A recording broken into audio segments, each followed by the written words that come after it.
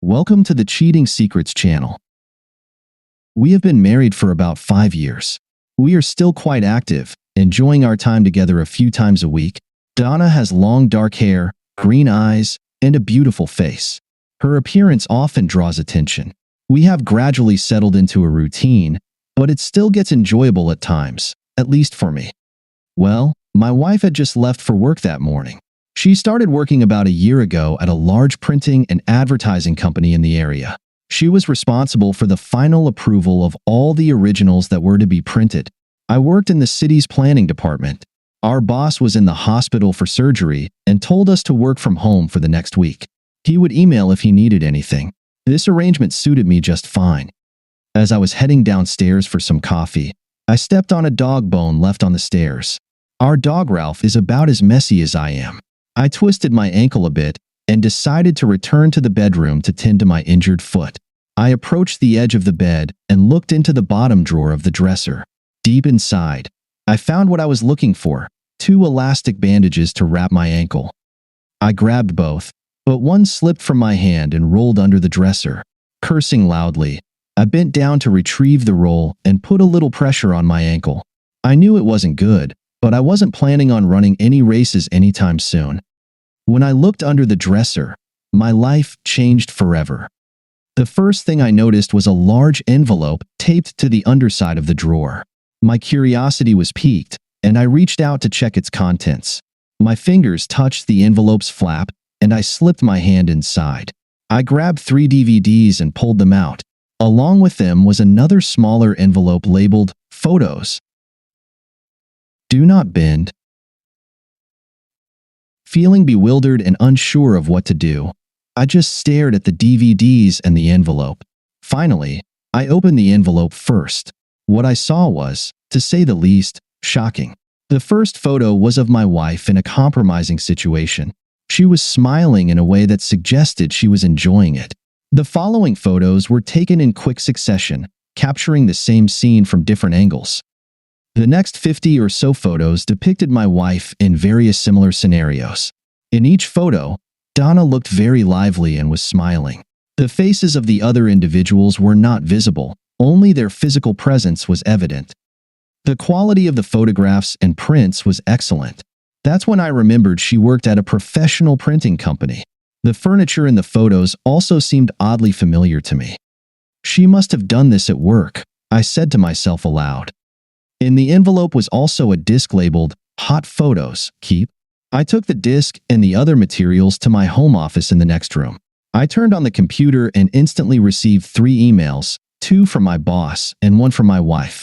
Ignoring the emails from my boss, I opened my wife's message. She wrote that she would have to work late, at least until 8 in the evening. I replied, saying it was no problem and that I would save her some dinner. She thanked me and mentioned she had meetings all day. Now, knowing this, I understood why she had been coming home from work later than usual. I inserted the disc and pulled up the file list. I was shocked to see the number of images on the disc, over 300 photos. I opened the first one, and my heart nearly stopped. The photo showed her in an intimate situation with 2 men. The photos seemed to have been taken by a third person, as the angles kept changing in subsequent images. The printed photos I had seen earlier appeared to be just snapshots from this collection. The images on the disc told a different story. I counted 12 different men, all young, and some looked familiar. It was then that I clicked on image number 155. I recognized Stephen Allen from the company where Donna worked. The photos showed that he was with my wife while another young man was engaged with her. Donna's expression revealed her intense desire. From the background, I recognized their workplace's dining area and realized what was happening. I clicked on a few more images, and my heart nearly stopped. There was a picture of my wife in our bed at home, surrounded by 3 young men. In the last photo of this series, Donna was with a 4th person, possibly the photographer, receiving his attention as well. One thing I noticed for the first time was how much my wife enjoyed these encounters. Based on what I saw in the photos, she was very enthusiastic. Then I glanced at the DVDs, feeling a mix of emotions. Curiosity got the better of me, and I had to find out more. I took out the disc with pictures and inserted the DVD labeled Compilation. It was exactly what the title suggested. For the next hour, the video showed my wife engaged in various activities with numerous people. Some scenes seemed repetitive, but there was enough variety to make me feel overwhelmed. Could this really be my wife? Did I truly know who she was? Feeling the need to clear my head, I decided to go for a walk. My phone rang, startling me. It was my wife. "Hi, honey, could you make sure the dog is walked and fed later? I won't be home until around 10 tonight," she said casually, without the slightest hint of deceit. "Don't worry, Donna. I take care of Ralph without you having to ask. But I thought you said you'd be home by 8, and now it's 10? I asked my wife. "I just need to finish this project for the SOAR account, and I'll be home right after that," Donna said, sounding a bit flustered. "Remember, I'm home all week because of Mr. Jones' surgery? Don't worry. I'll be here to help you all week," I replied, trying to keep my voice calm and supportive. I hoped my voice didn't betray what I had just seen. I already had a plan, but I didn't want to give my wife any hint of it. "I just wanted to keep you informed and not leave you hanging," Donna admitted. "All right, no problem. I love you and hope you finish up soon and come home," I said to my wife. I emphasized the word finish, but I don't think she noticed. She said goodbye and told me to be ready for some fun later. But now I knew she had been unfaithful at work, and I was determined to find out once and for all why and with whom, and to put an end to it. I took a small backpack and loaded it with all the photos, picture discs, and DVDs. I also brought a digital camera. In the bag, I had large plastic zip ties, a ski mask, several scarves for blindfolding, and a small .22 caliber pistol just in case. I don't believe in violence, but if my wife's lovers got out of control, it might be useful. The last thing I grabbed was an extra set of my wife's keys. The print shop was closed after hours, and I usually had to call her from the car to let me in. I once asked her about the doorbell, but she said it was broken. I remembered one time she made me wait for about 15 minutes, and she eventually came out all sweaty and with disheveled hair. She said she was moving boxes, but I suspected she was actually busy with her partners. My decision was made, and I left home around 5:30 p.m. I knew this would give Donna enough time to relax and forget about me. When I arrived, I parked across the street. Donna's car was in the lot, along with 3 other cars and a company truck. I was planning to go in after about 15 minutes when a large car pulled into the lot. It was Mr. Thomas, the owner of the business. I had met him a couple of times, and he was always kind to me. He was carrying a large bag for photo shoots and a small bag for supplies. He was talking on the phone and laughing at something the person on the other end said. "Donna is one of the best workers I've hired in a long time. She's hardworking and loves her job." Mr. Thomas continued his phone conversation with a laugh as he got out of his car.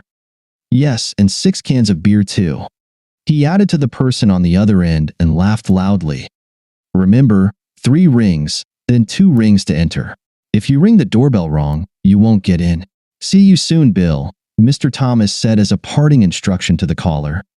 Well, now I knew my wife had lied about the company's doorbell and was likely with someone else while I waited for her in the parking lot. My anger was nearing its boiling point, so I forced myself to stay calm. Whatever was happening with my wife had been going on for some time and wasn't a one-time thing. This fact made me sad but also helped me remain calm. I felt I needed to act rationally that evening. I waited for about 20 minutes when a van pulled into the lot. 2 older gentlemen got out, laughing. They walked to the door and rang the bell in the specific pattern Mr. Thomas had mentioned. A minute later, they were let in, and the door closed behind them. I knew it was time to act. I already had enough evidence of her infidelity, but I needed to see it through to the end. Grabbing my wife's spare keys, I approached the main door. I quietly inserted the key and turned it. The door opened without a sound. So far, so good. I paused to put on the ski mask and take out the pistol. Then I headed to the production area, where I thought they might be.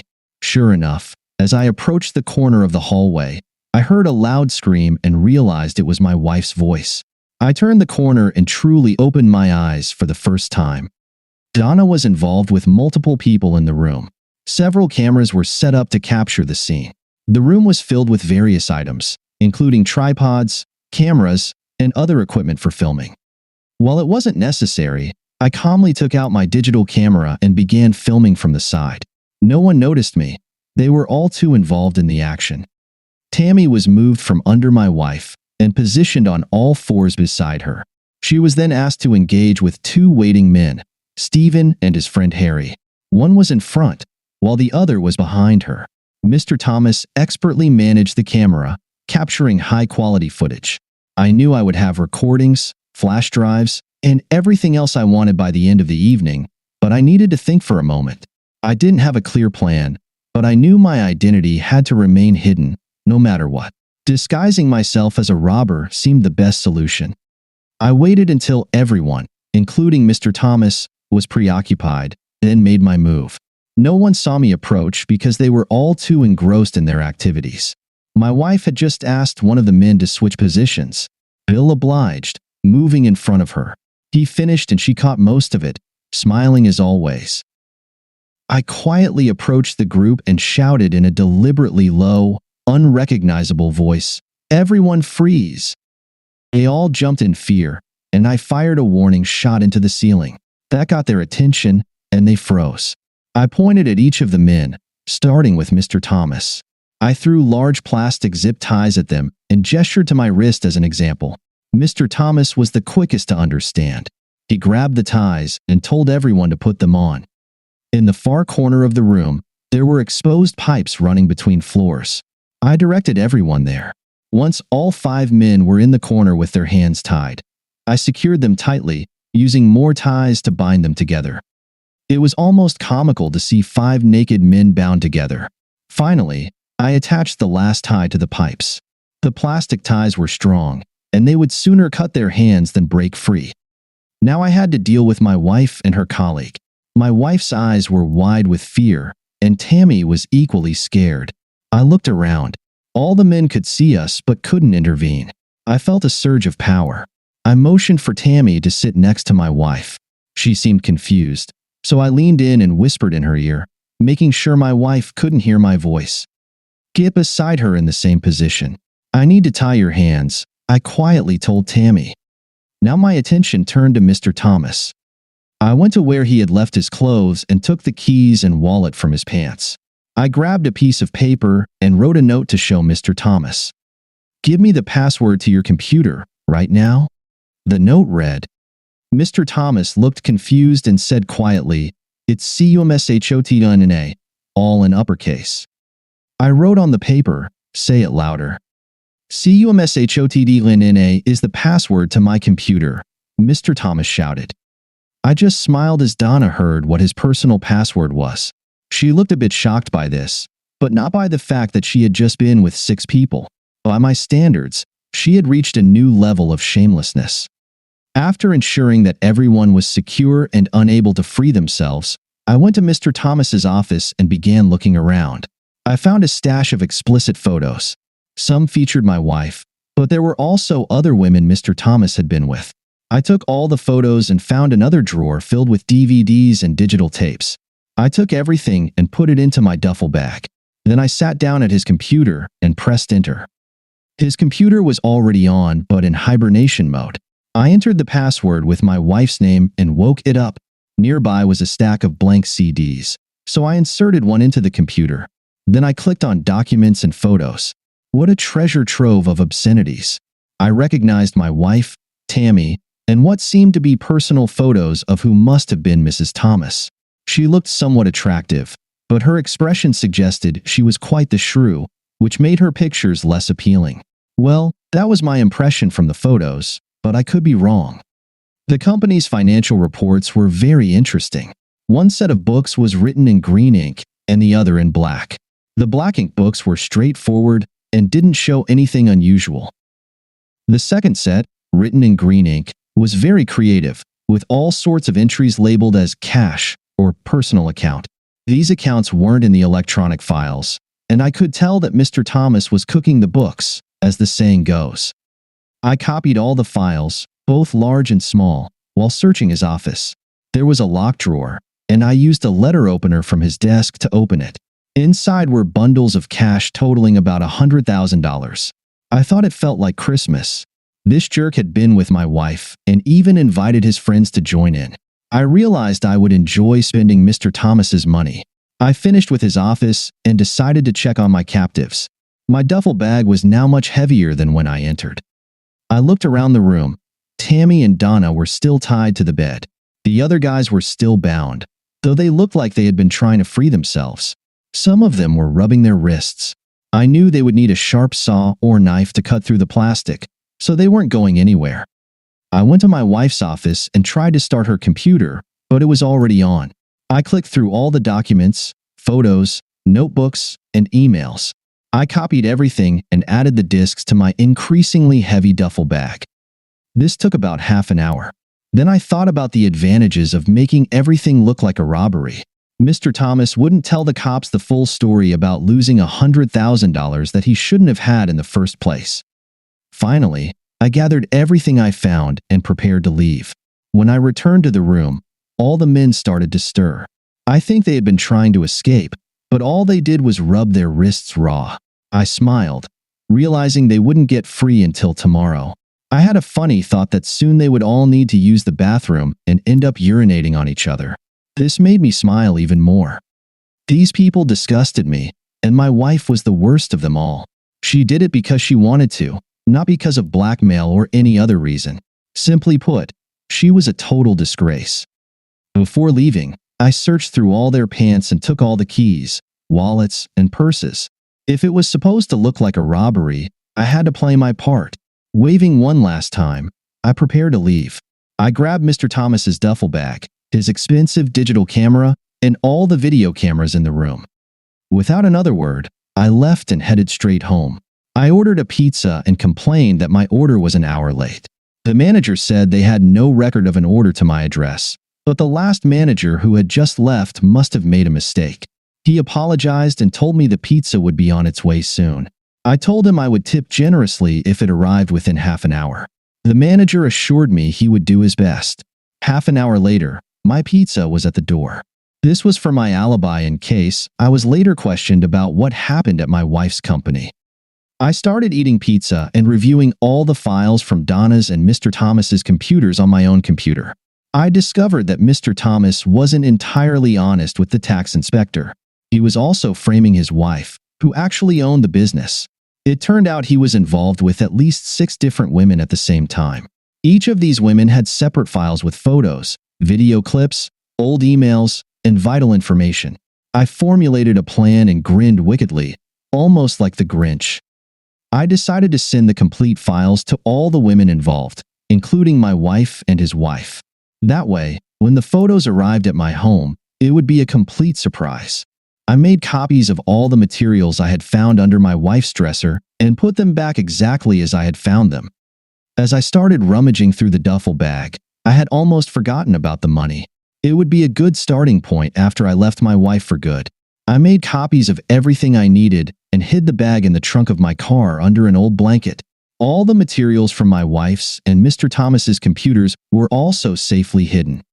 I finished the pizza and contemplated the future. I knew my wife would never be satisfied with me if she had such an addiction to sex. Her lifestyle and mine would never have aligned. I grabbed a beer and reviewed my computer files one last time.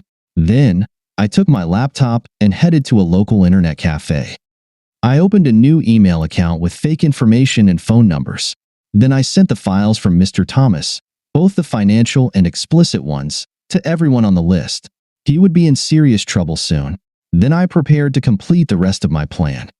When I got home around 9 in the evening, I made sure to create the impression that I had been home all evening. I opened our shared email account and found the files, videos, and photos that I had anonymously sent to myself. I also added a few of my own snapshots, taken with a digital camera before anyone knew I was there. This way, evidence of my involvement in the robbery of an innocent business wouldn't fall into the hands of the police.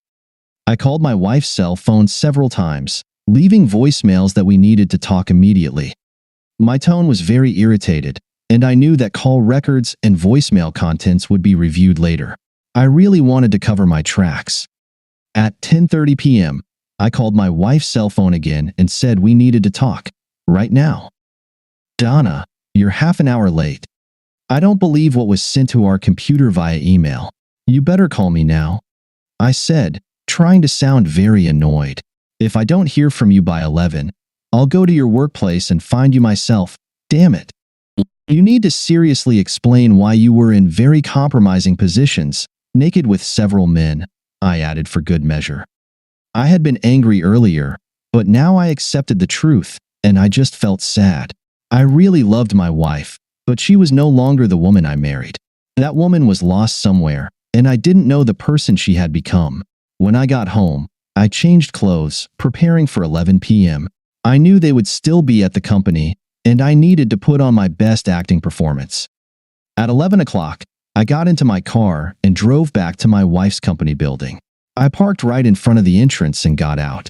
I started ringing the doorbell, pressing it in quick, sharp bursts.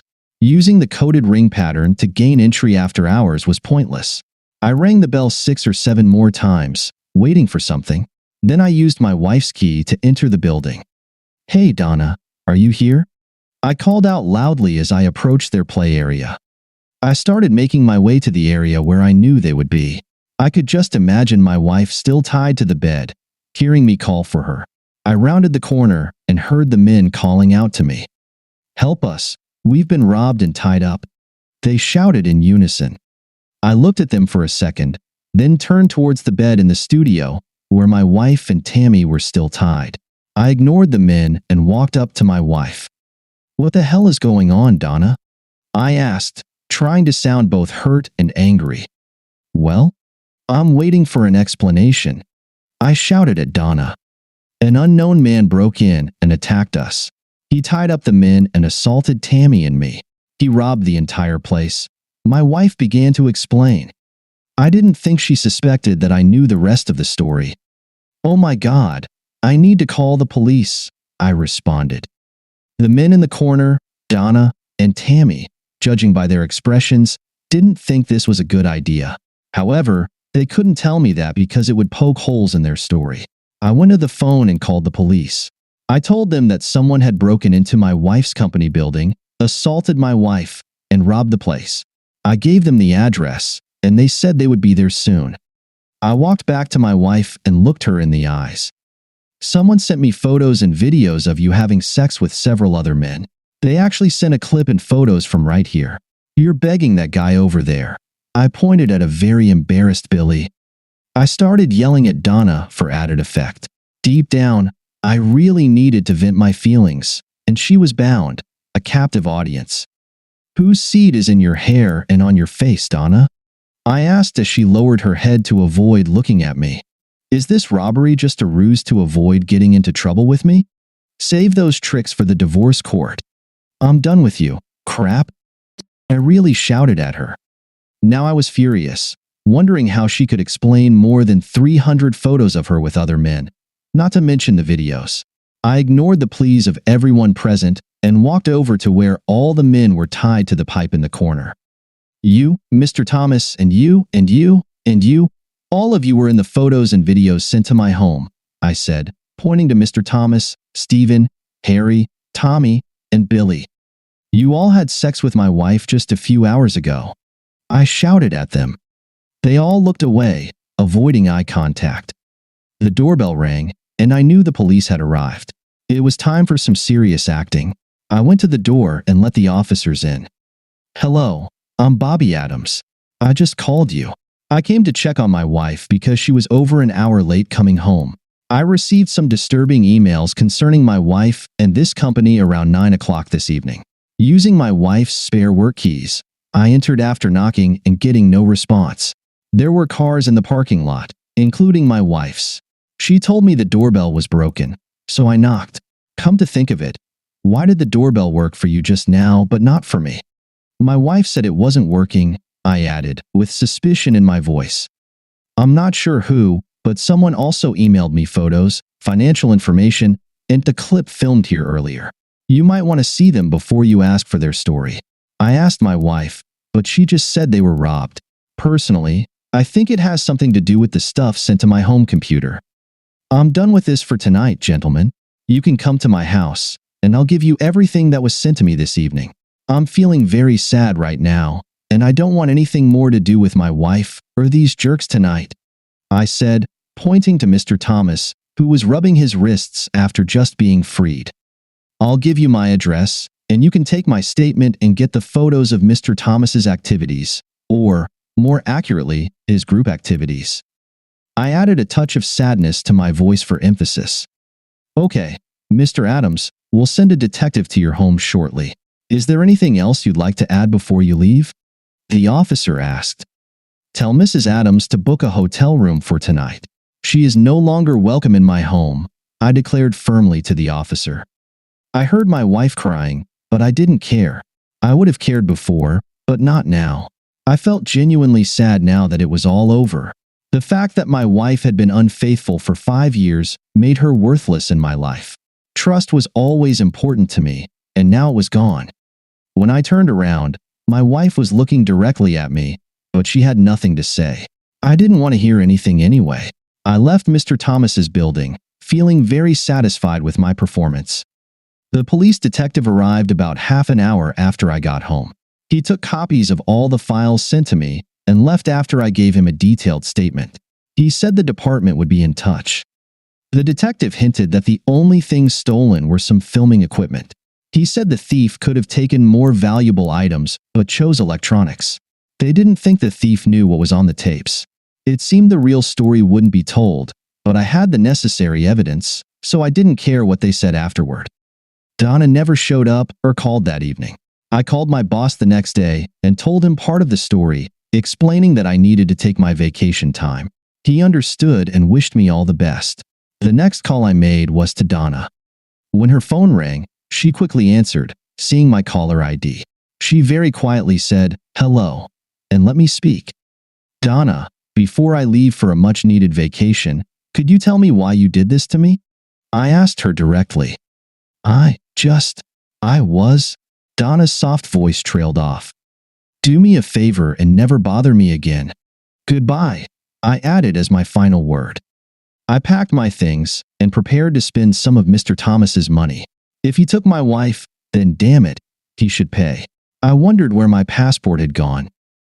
Mr. Thomas was charged with embezzling money from his wife's business. The records I emailed would land him in jail for tax evasion, if not more. I was told his wife was in the process of divorcing him and had fired him. I also filed a counterclaim for alienation of affection and other legal issues, and won a substantial settlement. All the other women I emailed were furious and found themselves in trouble. I don't think their husbands were too happy to see their wives with Mr. Thomas in vivid digital quality. He really did have a good camera, now mine by the way. Some of them filed lawsuits over the published photos. All the materials became court evidence and were quickly made public. It was a huge scandal for quite some time, as the case dragged on in court for over a year.